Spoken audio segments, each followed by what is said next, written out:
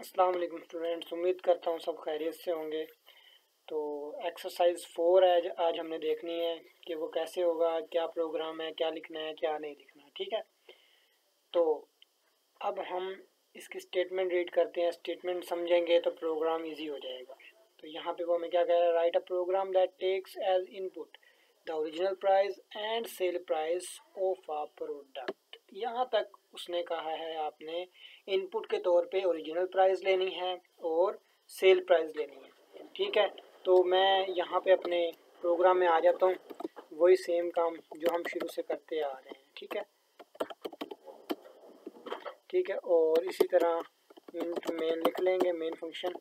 ठीक है, और यहाँ पे बॉडी क्लोज करेंगे और गेट सी एच लिखेंगे।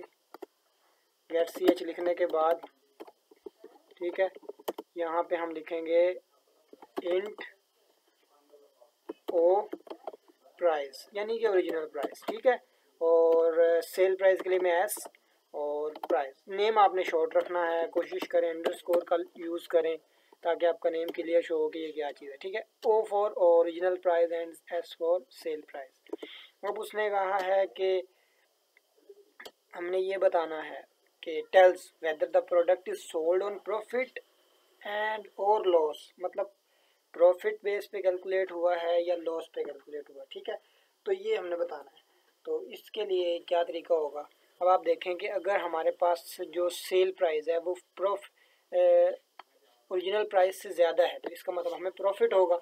तो एक कंडीशन तो ये हो जाएगी, और अगर सेल प्राइस ओरिजिनल प्राइस से कम हुई तो इसका मतलब हमें लॉस हुआ। फॉर एग्जांपल, मैंने एक बुक खरीदी 200 रुपीज़ की। ठीक है, अगर मैं उसे 300 रुपीज़ में बेचता हूँ, यानी ओरिजिनल प्राइस मेरी 200 थी और मैंने उसे सेल किया 300 रुपीज़ में, तो इसका मतलब मेरी 200 जो है वो ओरिजिनल प्राइस है और जो 300 है वो सेल प्राइस है। अब सेल प्राइस ज़्यादा है तो इसका मतलब क्या हुआ, मुझे प्रॉफिट हुआ है। ठीक है, और उसकी मैंने प्रॉफिट परसेंटेज कैलकुलेट करनी है।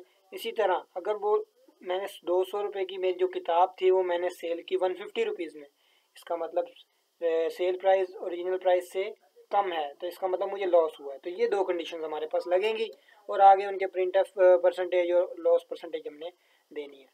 तो ये भी अभी कर लेते हैं हम।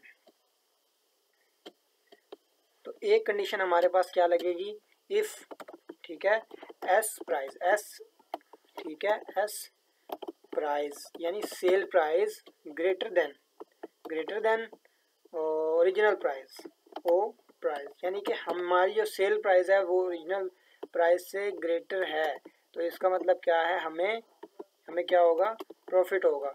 तो प्रिंट एफ, यहाँ पे हम सबसे पहले इसका एक ब्लॉक बना लेंगे, उसके हमने परसेंटेज कैलकुलेट करनी है।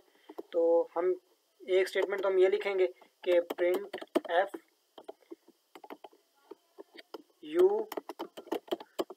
अर्न प्रॉफिट, यानी आपने मुनाफा कमाया। ठीक है, और दूसरी स्टेटमेंट हम क्या देंगे जिसमें हमने कितना मुनाफा कमाया, मतलब कि परसेंटेज कैलकुलेट करनी है प्रॉफिट की।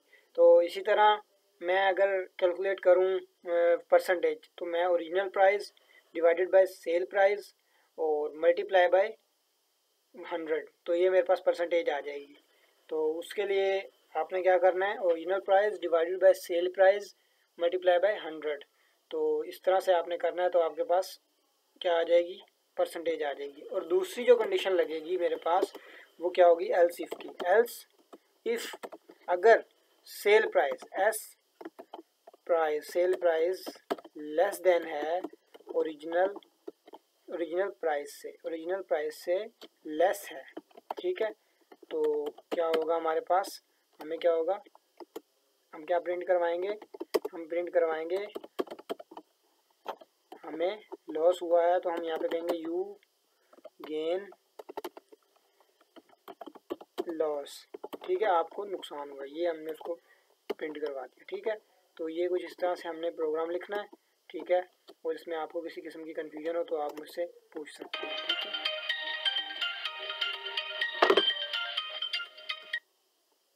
हेलो, मुशीर को भाई ने लकड़ी ला के गिर रखी है ना, हाँ इसमें चरण लग रही है वो बांध दिया है। ठीक है, चरना तो 15 मिनट के बाद बांध दी। ठीक है, हाँ आज आज ये है। अच्छा आ रहा हूँ।